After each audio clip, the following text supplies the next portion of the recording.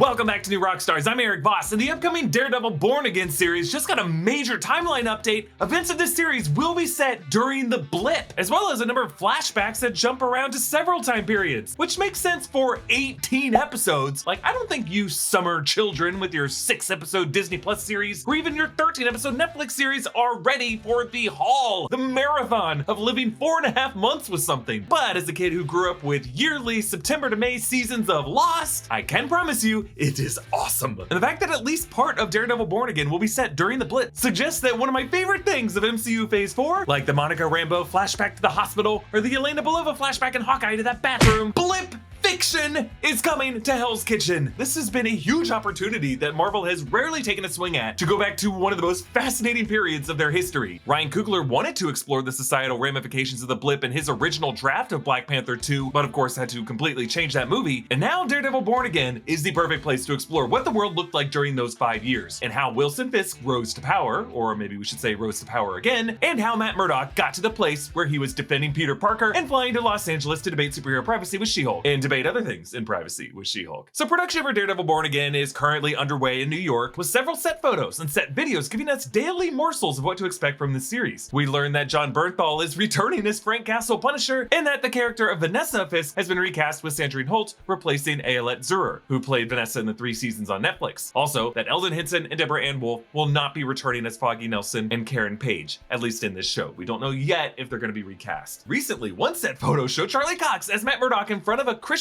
parish for spiritual renewal. The announcement board dated March 15th, 2020. Now, in general, MCU projects tend to be very deliberate, or at least very vague, with any visible dates shown in their sets. Hawkeye set photos showed a Happy New Year 2025 sign that they ended up covering up when that episode came out, and Miss Marvel included a health inspection sign and a food truck that dated the show in spring 2025. So setting this scene in March 2020 was a deliberate choice. For one, in our real-world timeline, it's right around when the world began to shut down for COVID, but in the MCU, this is right in the middle of the Blip, which began in May 2018 and ended in October 2023 in the MCU timeline. Now, if all 18 episodes of Daredevil Born Again take place during the Blip, saying that Foggy and Karen dusted could be one simple answer as to why Henson and Woll aren't showing up in this season, but it's also possible that only part of these 18 episodes will flash back to the Blip era, and that the rest of it will take place in whatever the current MCU period is, as most Marvel titles tend to do. That would make it so that Echo could still show up on the show, as her character was introduced during the events of Hawkeye, which was set in December 2024. And we know Marvel wants us to identify the MCU Daredevil with that Hawkeye era, because even in his cameo in She-Hulk in Los Angeles, his scene with Jen in that parking lot had a billboard for Rogers musical in the background. Now, I grew up on Batman and James Bond, but as much as I love the idea of a gadget-filled belt, I don't want to leave the house every day with a bunch of bulky stuff taking up precious pocket space. All I really need are my wallet and my keys, and Ridge has me covered on both fronts. For 10 years now, Ridge has been making minimalist gear for those of us pocket warriors who don't like the idea of carrying a sack of stuff with us every time we leave the house. Their wallets are slim, but still have room for up to 12 cards and cash, and fit in any pocket you've got with room to spare. Plus, you can choose a design that suits your vibe. Ridge key cases fit up to 6 keys and keep them all tucked away so you don't have a bulky, jangly lump in your pocket every day. How somebody didn't think of this the day keys were invented, I don't know. Right now, Ridge is celebrating their 10-year anniversary with a massive sale, so it's the perfect time to upgrade your pocket game.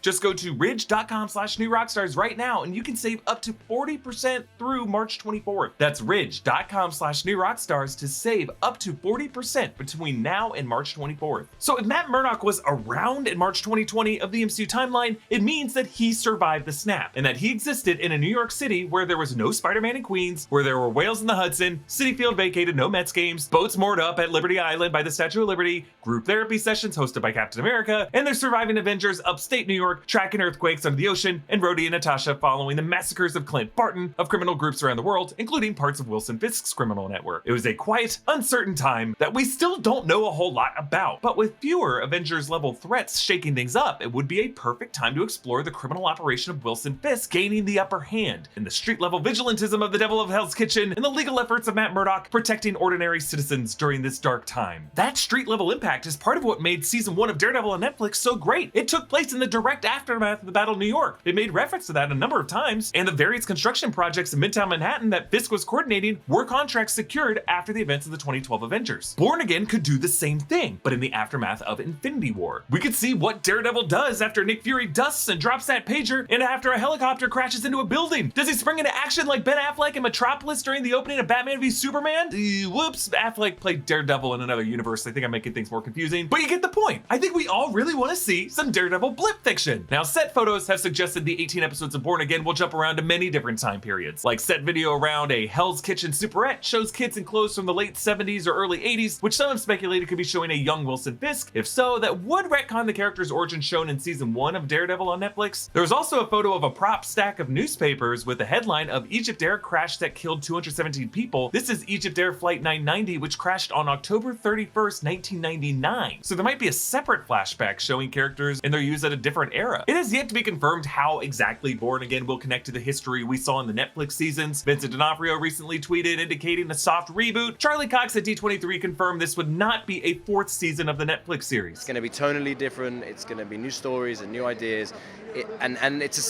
Like Kevin said, it's a season 1. It's not season 4. Really, I think the smartest path, and this is very doable in the MCU, is to just imply that the basics of what happened between Murdock and Fisk in the 3 seasons on Netflix were all canonically true for the MCU universe, but it's all backstory that the characters just don't reference that often. We get a few supporting roles recast, and we get new flashbacks that revisit other parts of their pasts. For example, if the MCU Daredevil series wants to just say Ben Urich is alive again, I don't think any of us would be too upset. The Netflix series killed him off way too early. I get that it can be hard for some to conceive of an MCU Daredevil that has been soft rebooted in a way that makes sense, but I think that's just because those 3 seasons of the Netflix show are so clearly in our minds. That's the reality we're living with currently. It's just kind of hard to see a different reality that we don't have yet. But I think once Born Again is here, it'll all be much less complicated. So let us break down the recent timeline of Matt Murdock. In the pre-2018 period, this would be the implied backstory from the Netflix continuity. Matt Murdock defends Frank Castle in court. Fisk spends some time with Castle in jail. Daredevil works alongside Punisher at the end of season 2 to briefly fend off the Hand. Fisk uses a doppelganger Daredevil in season 3 as a fake Daredevil to try to frame Murdock, and at the end of season 3, Murdock gets Fisk and Vanessa arrested. Now we would have 2018 to 2023, perhaps shown on Daredevil Born Again, showing Matt Murdock in New York during the Blip. Blip fiction! Then November 2024, Matt Murdock defends Peter Parker against the feds, and he actually helps out Foggy Nelson in some deleted scenes. Followed immediately by December 2024, Wilson Fisk makes a move in Hawkeye as the head of the tracksuits, and a colleague of Eleanor Bishop, he ends up shot by Echo in the face, but presumably survives that, just as he does getting shot by Echo in the comics, wearing the same outfit. And then 2025, Matt Murdock needs a new suit and visits LA, squares off against She-Hulk in court over superior privacy, and hooks up with her. This would be a timeline slightly altered by Kevin the robot